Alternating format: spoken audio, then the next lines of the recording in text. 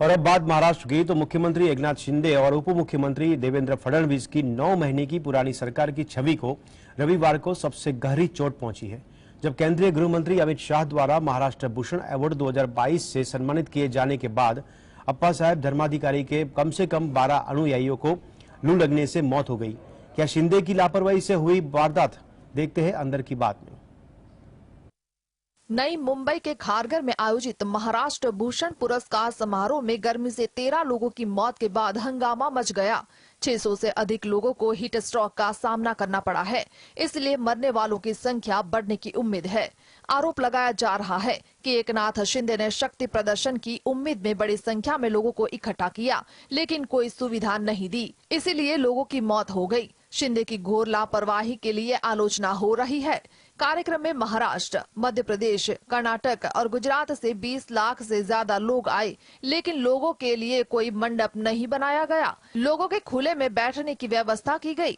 भीषण गर्मी में 6 घंटे तक खुले आसमान के नीचे रहने से कई लोगों को लू लग गई और 13 लोगों की मौत हो गई। इस समारोह में अमित शाह, समाज सेवी डॉक्टर दत्तात्रेय नारायण उर्फ अप्पा साहब और महाराष्ट्र भूषण पुरस्कार से सम्मानित किया गया। महाराष्ट्र सरकार हर साल इस अवार्ड में 25 लाख रुपए देती है। Bureau report, GSTV। और अब बात करते हैं कैदियों के कपड़े के बारे में। जी हाँ, जेल में कैदी सफेद रंग के कपड़े पहनते हैं और उन पर काले रंग की धारियां बनी होती हैं। ऐसा नहीं है कि ये सब फिल्मों में ही होता है, असल में भी कैदियों को ऐसी ही ड्रेस दी जाती है। आखिर इसके पीछे की वजह क्या है? क्यों कैदियों के लिए इस ड्रेस का चुनाव किया गया? आइए देखते हैं अंदर की बात स्पेशल रिपोर्ट में। समाज के अपराधियों को न्यायपालिका जेल की सजा सुनाती है। आपने कई फिल्मों में देखा होगा कि जेल के कैदियों को कपड़े भी एक जैसे ही दिए जाते हैं।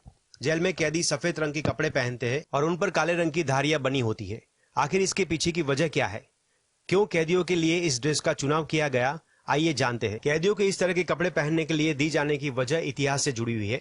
ऐसा बताया जाता है कि अमेरिका में 18वीं शताब्दी में अर्बन सिस्टम की शुरुआत हुई थी, जिसके तहत जेलों और वहां बंद कैदियों के रहन सहन के कुछ नए नियम जोड़े गए।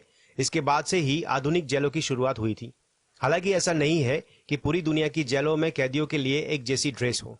भारत के कैदियों की बात करें तो कैदियों की ऐसी ड्रेस का चलन अंग्रेजों के समय से आज तक चला आ रहा है। Bureau report, GSTV।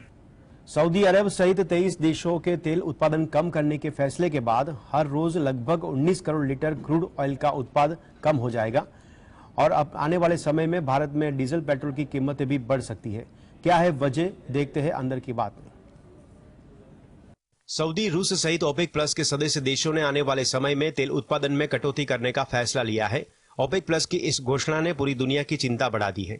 संगठन के इस कदम के बाद अंतर्राष्ट्रीय बाजार में ब्रेंट क्रूड ऑयल की कीमत 8% तक बढ़ गई है। अमेरिका और चीन के बाद भारत दुनिया का तीसरा सबसे बड़ा तेल उपभोक्ता है। साल 2022 के अप्रैल से दिसंबर के बीच कुल 1.27 अरब बैरल तेल खरीदा गया था। कुल खरीदे गए तेल का 19% भारत ने रूस से खरीदा था।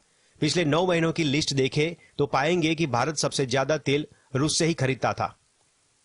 रूस से तेल खरीदने के कारण भारत को प्रति बैरल $2 तक की बचत भी हुई है। आसान भाषा में समझे तो सऊदी अरब सहित 23 देशों के तेल उत्पादन कम करने के फैसले के बाद हर रोज लगभग 19 करोड़ लीटर क्रूड ऑयल का उत्पादन कम हो जाएगा, यानी तेल के दाम में प्रति बैरल $10 तक की बढ़ोतरी होने की आशंका है।